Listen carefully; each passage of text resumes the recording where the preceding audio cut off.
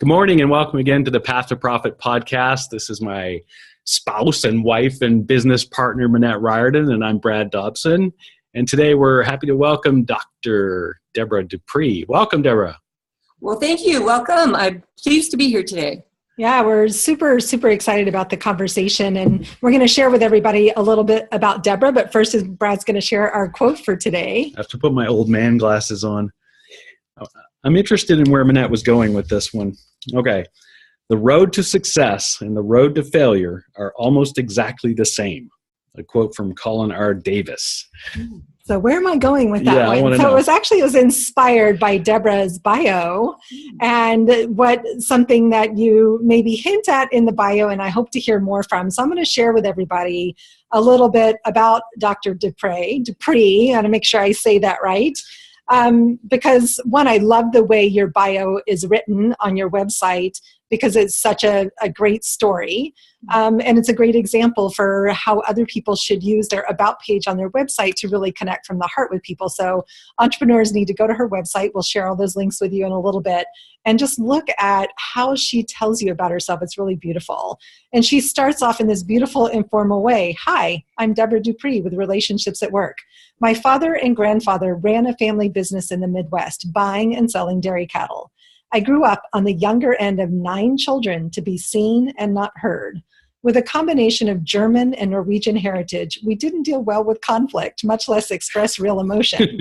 I saw my fair share of damaged relationships, lost opportunities, and a lack of voice to speak up. The family business didn't survive. I share this story as this early business exposure and the dynamics of family conflict significantly influenced who I've grown up to be. Over the last 30 plus years, I've been fascinated with what makes people tick at work and at home. I became a therapist, a mediator, a professor, and a doctor of psychology, and now a public speaker and author. And she just goes on to talk about how she helps people recover from drama and trauma and discover positive karma. Absolutely love that. And she helps uncover emotional pains that get in the way of true success. And I think that quote really struck with me because you could have taken that story of growing up and seen it as a failure. Oh, I could never possibly have a business of my own. I just have to go get a job. But you didn't. You actually leveraged it into this very powerful and amazing career over the last 30 years. So I'm curious to just have you share a little bit personally about what you're up to today and kind of what brought you to this place from youngest of 9 to this amazing businesswoman. Well, thanks. Hearing you say that, it's like, wow, that was my life. That is my life, I should say. I guess, for me, this has been an ongoing sort of uncovering of making all these pieces come together. I've known since I was very young that I was motivated, driven, shall we say. My mother used to call me the achiever. Not surprising. Quite honestly, at the age of 19, my grandfather passed away. And I was home from college, to attend the funeral and everything.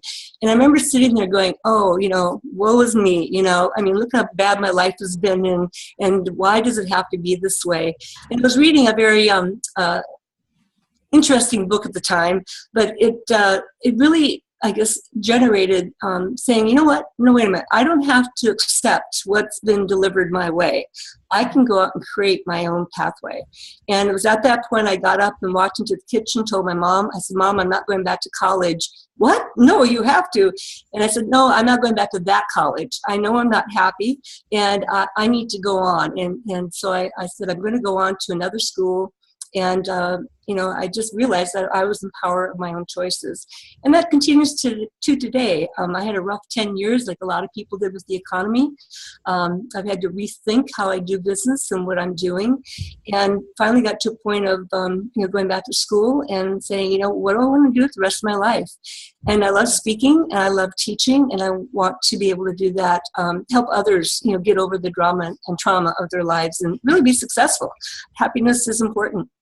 It is, and I love that self-awareness at 19 and your ability to just make a stand for yourself and just to choose to really do this differently. It's a really beautiful story. And so tell us a little bit about the work you do now. It looks like you work a lot with companies, right? Yes, I've always had my feet, so to speak, in both worlds, both in the family world as well as the business world. And I guess, I've always found myself drawn back to the business world largely because of my dad and my grandpa being in business, and again, what makes people tick. So I've been a workplace mediator, and so today, I am trying to really help businesses recognize, some of the so-called bad bossing characteristics that we can all have. Yeah. I wasn't the best boss in my early 30s. Yeah.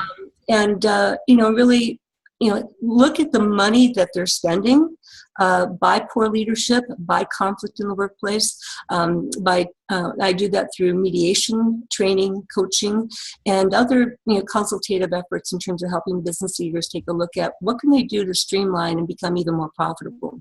Neat. I love that. See, we've taken conflict in the workplace to another level. We just kind of shout at each other from our different offices in the house. But we don't shout at each other, No. but we do have conflict. So we've been married for 20 years, but in this version of our business for about 9 months, 10 months. Mm-hmm. And so it's been a journey. And so we were really curious as a couple in business together, as someone who's been in that family-owned business. Someone asked me the question the other day, what are your plans? What's your exit strategy for this business? Is there that family business legacy there? And, our children are still young, 17 and 14. They're not looking at this as a family business necessarily, but I'm curious on just that side of coaching family business. Where do you start with people? What are some of the key elements they need to know? Yeah, great question. Because like the two of you, when you combine what you do at work with what you do at home, and there's like no, I'll say boundaries, so to speak. Yeah. That the lines can get very blurred and easy to cross over. And okay, is this my spouse or my business partner or both? Right. Yeah. So having some. I guess first and foremost, one of the things that I do in working with people, because there's so many ways of slicing and dicing human behavior, that I like to start, and this really came from my experience as a mediator more so than as a psychotherapist, but in really taking a look at, anytime you have two people, coming together, you're bound to have conflict, different beliefs, expectations, assumptions, concerns, attitudes, fears, values, needs, some of the basic things that we look at. And so one of the things that becomes really important in working with people is, first of all, learning some basics about themselves, developing some self-awareness. Who am I? How do I communicate? What's important to me? What do I value? How do I want to be approached when something's wrong? How do I want to be provided with, I'll say, constructive feedback, not constructive criticism, okay? And so that's where it starts, is your self-awareness, because we all bring something to the table, and we can all claim, just like I did before I had that aha moment at 19, is that, woe is me, this is the hand I've been dealt. And that's true. We're all shaped by our upbringing, our experiences. But, once we become adults, now we can begin choosing how we want to behave, the kind of, imprint we want to leave on people, and how we come across to people, because how we come across to people then influences how they in turn will respond to us. Mm-hmm. So I really do a lot first with self-awareness through some assessments and sort of understanding who people are. And then it's when, like in your case, if I was working with you, then we'd have a conversation about, well, what are your, what's your communication style like? What's your conflict management style like? What are your thinking styles like, Manette? And then the same with you, Brad, as far as what are yours? And helping you understand, sort of going, like I call it going below the waterline, with an iceberg. I find that too many times people react above the waterline, but we really need skills and knowledge and awareness to dive below the waterline, where the bigger part of the iceberg is, that oftentimes doesn't get uncovered. And that's true with human behavior too. Yeah, we do. We have an assessment that we use as part of our program, and mainly we focus on it in terms of the people assessing themselves to find their own, sort of how they fit into the world, but then how to use it to identify their ideal clients and how they can communicate well with them. But I think a lot of them, the first person, once they figure out that they can use the assessment on people, the first person they assess is their spouse. Yeah. And I've done workshops with couples where they sit there and they giggle as they're filling it out, right? Because they're like, oh, that's you and that's you. And, but I also know you work with emotional intelligence is one of the tools that you talk about and use. And a lot of the things you're talking about do go towards understanding our own emotional intelligence. And I so appreciate taking that perspective of looking at myself first. So once I have a sense of who I am and who he is, what's next? How do we get below the waterline? Mm-hmm.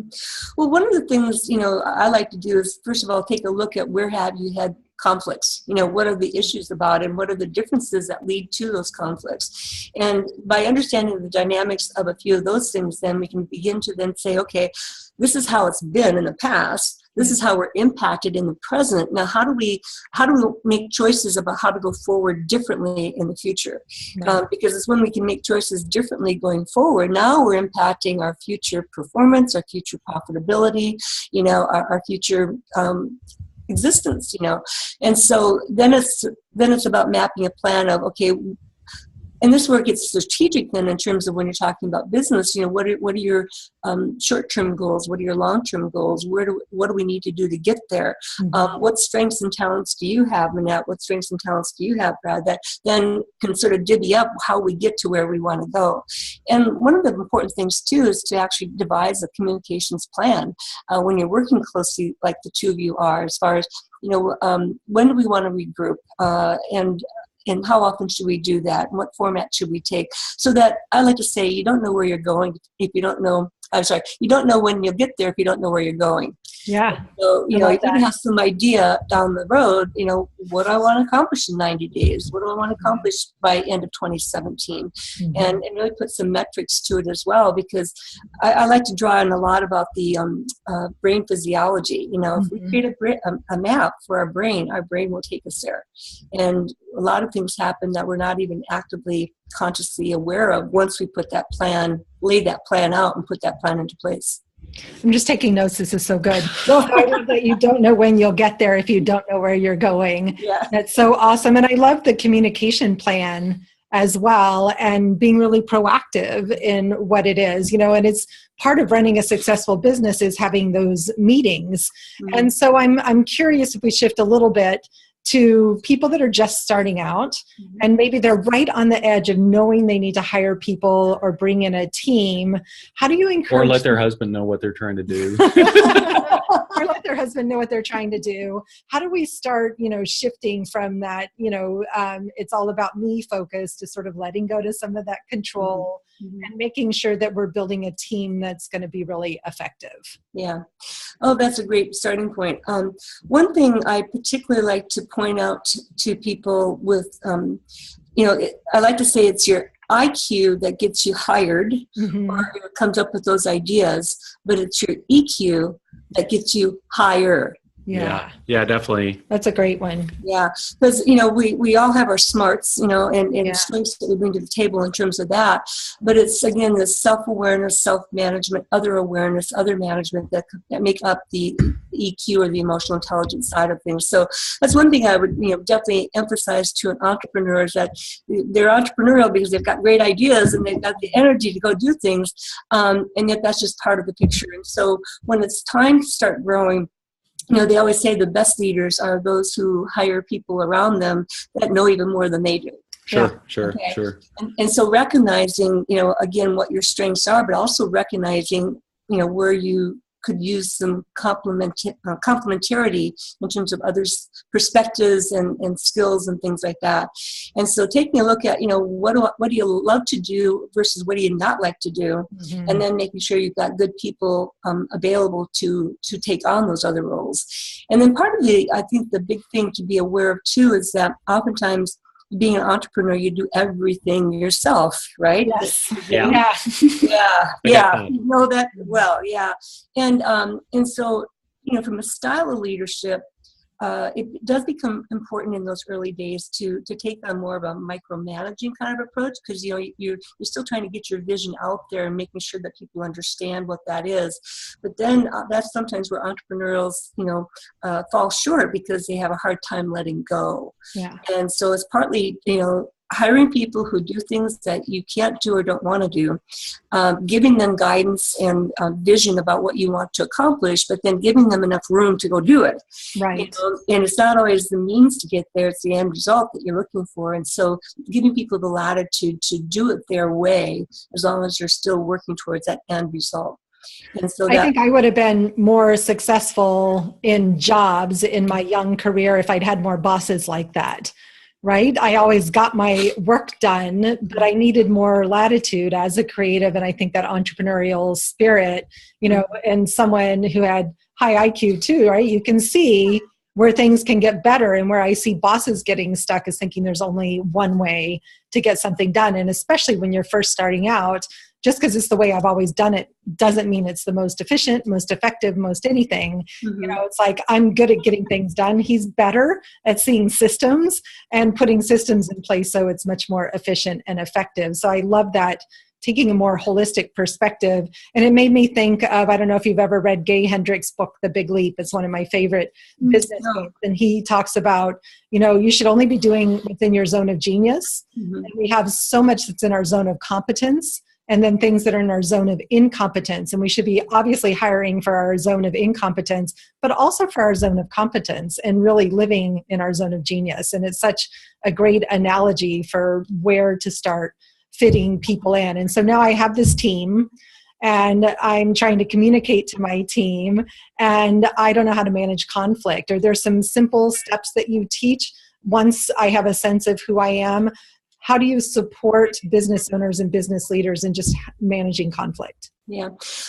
Again, a great question. I draw upon the work of Patrick Lencioni a lot, sort of a leadership guru. And he has one particular approach that I really put out to the groups I work with. And he's written a book called Death by Meetings. I love it already. I spent 25 years in corporate. I died that death 1,000 times. Yeah, exactly. Well, Patrick would say it's not that we have too many meetings. We don't have enough meetings of the right kind. And so what he suggests is that people who work together closely, like the two of you, okay, or a small entrepreneurial team coming together, he would suggest that on a daily basis, you should actually connect for just 5 or 10 minutes, preferably in first thing in the morning, or maybe even at the end of the day, just saying, what's hot for today? What did we accomplish yesterday? What's hot for today? How can we reallocate resources? Who needs something? Who's got a deadline? How can we support you today? Knowing that the next time, you'll be there to support us.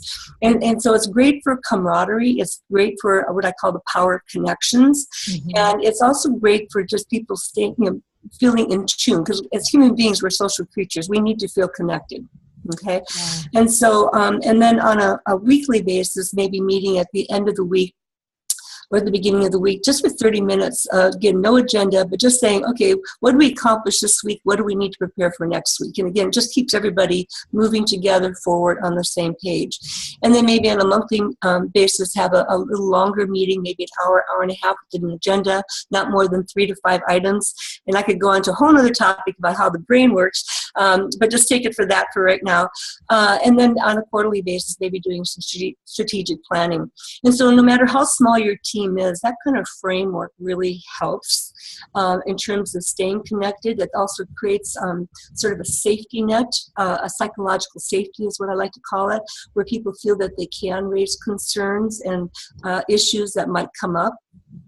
But early on, when a team comes together, or like the two of you again starting off, it's important to have that conversation again. Is how do you like to be approached when I see something's not going well, or see something's wrong, or maybe I feel a mistake has been made? How do you like to be approached?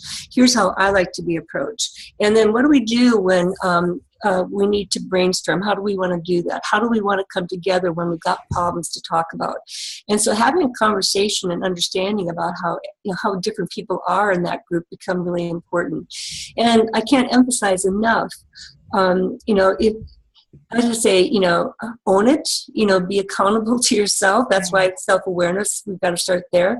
Is that if something comes up for you, then it's important to own it, because not addressing it can allow it to fester. And of course, we all know conflict grows, when left unattended.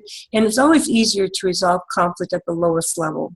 as early as possible, because the longer it goes on, the more time it takes, the more people are impacted, the more hurt that happens, on and on. I mean, I've dealt with mediations where people have been in conflict for months, and Sure. it's not easy to recover from all that. Yeah.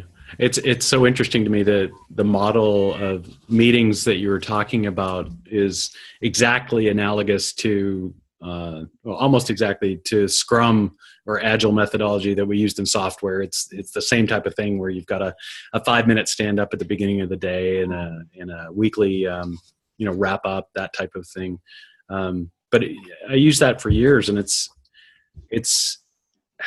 and especially with software folks that have a tendency to go off and hide in their cubicle maybe for 20 years. Yeah. It actually, like you said, gets human beings talking to each other. So it's neat to hear that outside of the software world.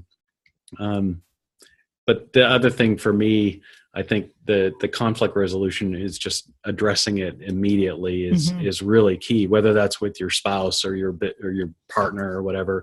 I know Manette's done some coaching with some folks that it seemed like they had some outstanding questions between the two of them that lasted many, many years. Mm. And anything in life that is an open loop like that for such a long period of time, I think it just it bugs us for that whole time. It takes some of our energy away every day by not addressing it.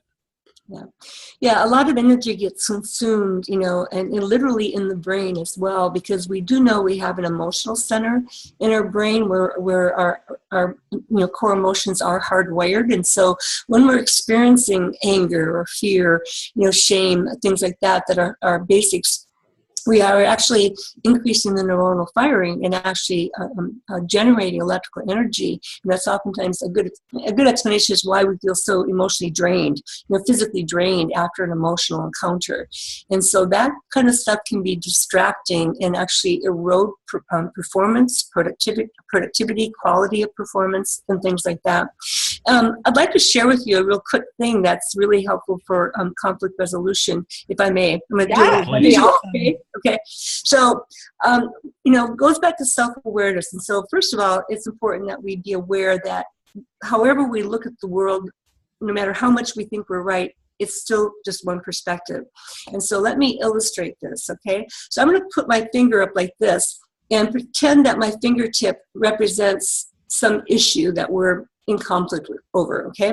And so now I'm going to take my other hand and I'm going to draw a horizontal circle around my fingertip. And a circle consists of how many degrees? 360. Okay, great. So I'm going to shift here a little bit. So imagine I'm looking at issue X, whatever X is about. And I'm at 0, and so I'm looking at issue X. And so from my perspective, I can see the actual nail of my finger, okay? And but I can't see anything else, okay? Right. Now, let's say you're at... I'm going to start over. Let's say I've got somebody over here to my right at 90 degrees, okay? So now we're looking at issue X. Are we looking at the same thing? No. Okay. That's awesome. Okay. I would actually suggest that we're looking at the same thing. We're still looking at issue X, which in this case is my fingertip. Right. But are we seeing different things?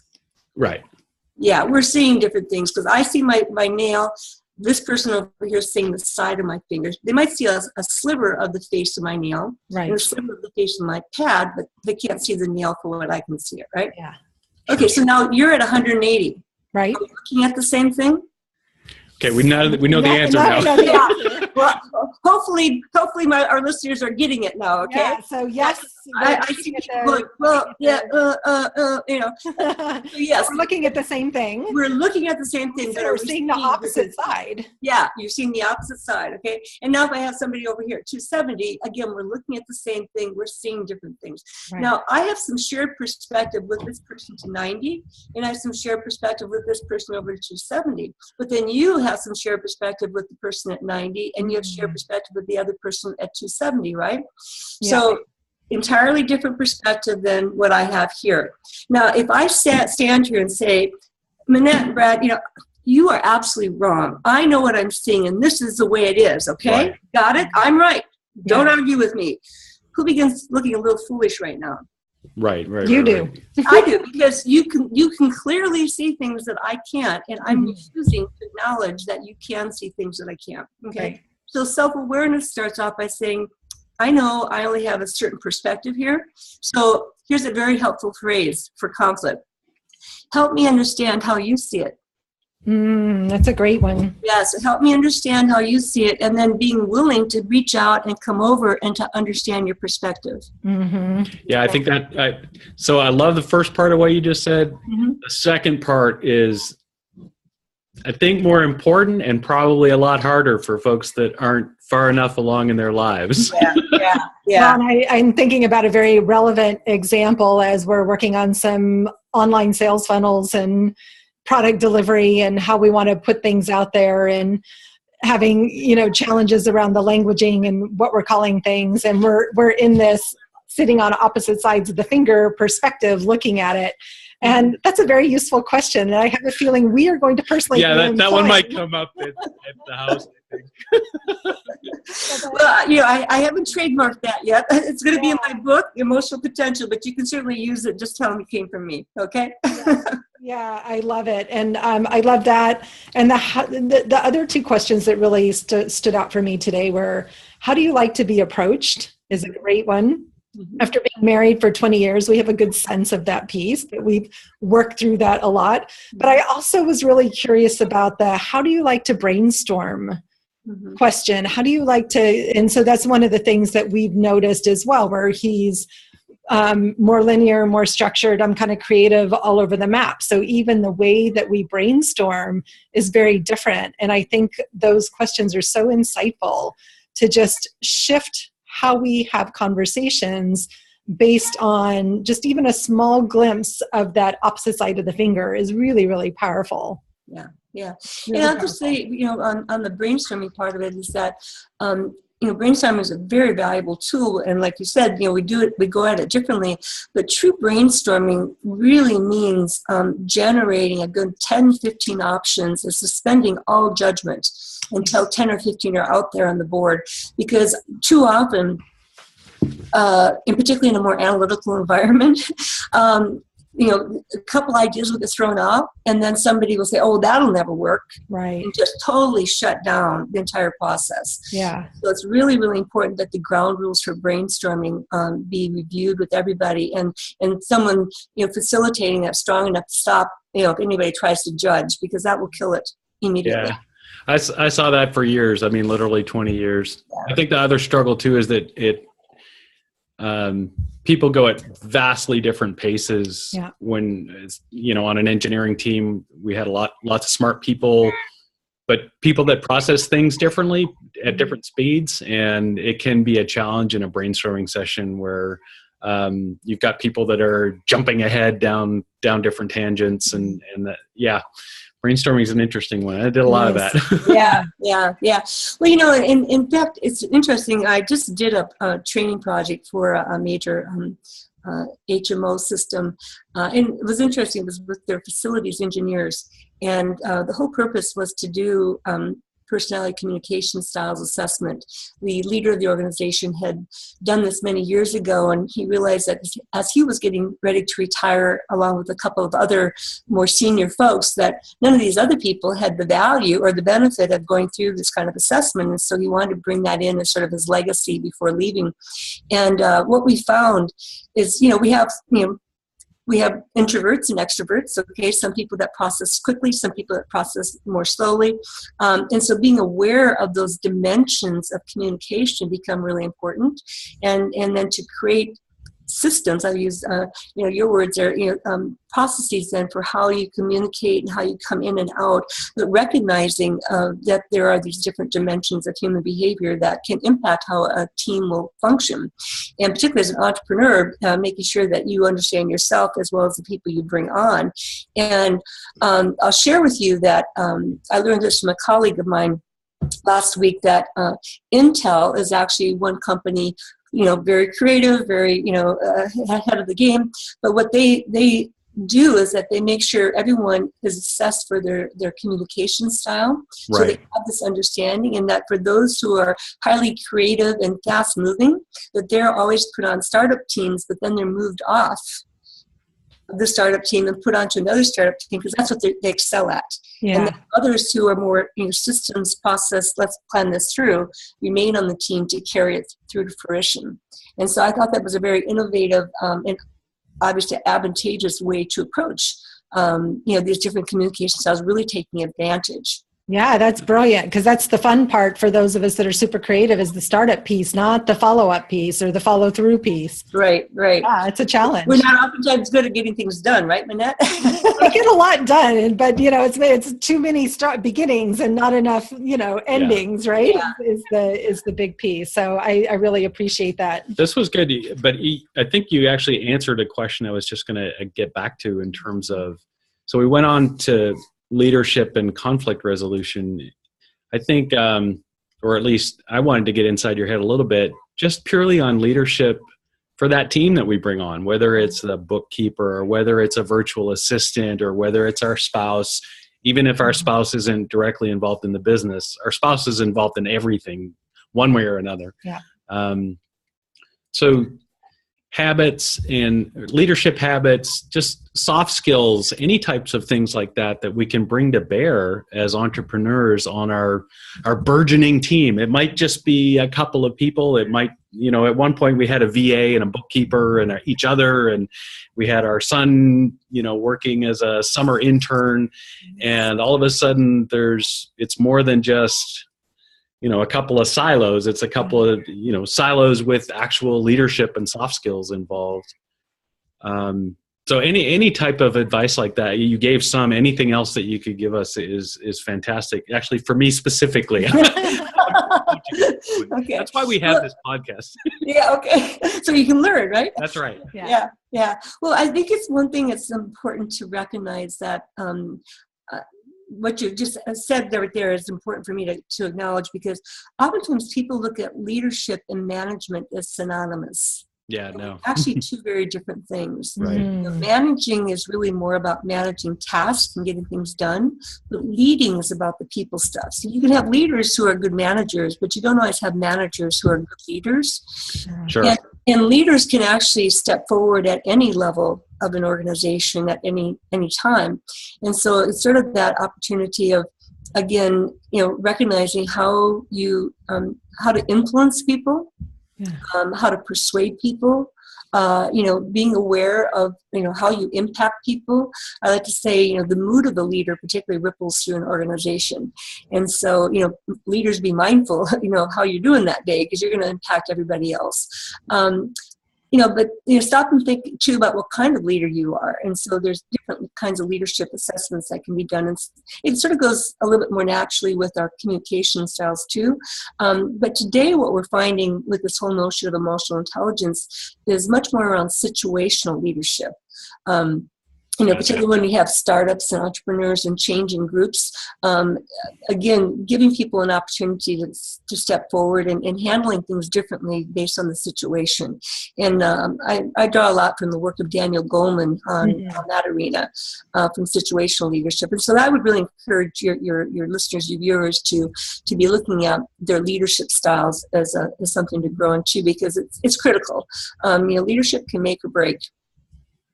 Oh, absolutely. Yeah.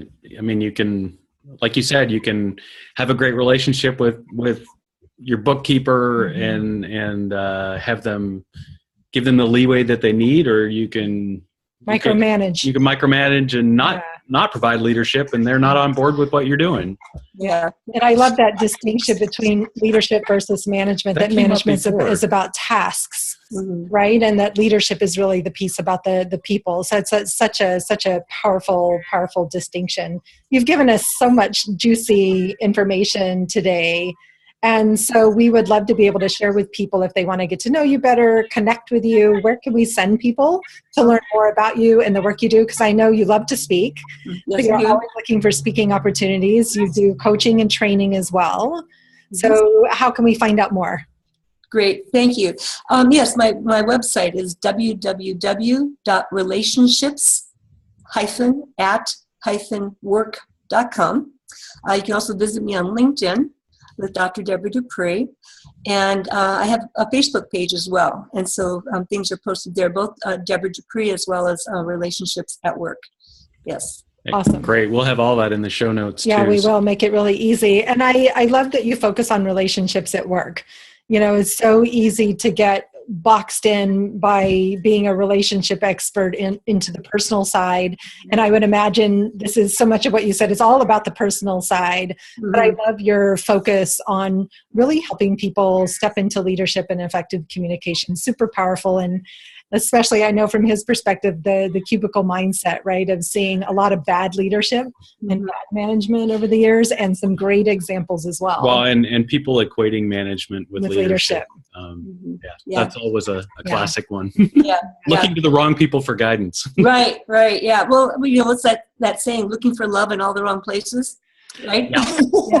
Yeah. For leadership in all the wrong places. Yeah. And one last quick thing I'd like to share is that there's an organization called Talent Smart, which is here in San Diego, and they've been doing a lot of research around emotional intelligence for the last 20 years. And they actually have statistics now that show that for every point of EQ you can raise, according to their assessment, you can actually stand to earn $1,300 more per year. Wow. And if you make some substantial improvements in your EQ, people have been making as much as $30,000 more per year. So expanding your EI, your EQ, whatever you want to call it, is not just about, you know, for yourself, but it really does influence then your potential for maximizing profits. I believe that. I love that. Was that I really believe that. Count Smart? Talent. Oh, Talent Smart. Talent Mhm. Smart. Right. Part of hearing today. That's okay. Talent Smart. We'll make sure that's in the show notes for people as well. And I definitely believe that the more that we raise our own emotional intelligence, that it has a powerful impact on our bottom line. And our kids too. Yeah. Yes. Very much so. Yeah, I think we're raising emotionally pretty smart kids. They're pretty savvy. So, you know, it's raising ourselves that's a bigger challenge. Yeah. And we're still working on that, right? We're still working on that. Yes, total work in progress. Yeah, so Dr. Debra Dupree, it's been an absolute delight and pleasure to have you on the show today. So much juicy content and information. We'll share more in the show notes and be excited to help people connect with you and get more access to your brilliance and wisdom. Great. Thank you so much for having me today. It was a lot of fun. Thanks, Debra. Thanks again, folks. This was the Path to Profit podcast. We love having you on, and let us know in the show notes, let us know in the review who you want to see. More great guests like Dr. Debra here. This was a lot of fun. Thanks, guys. Thank you.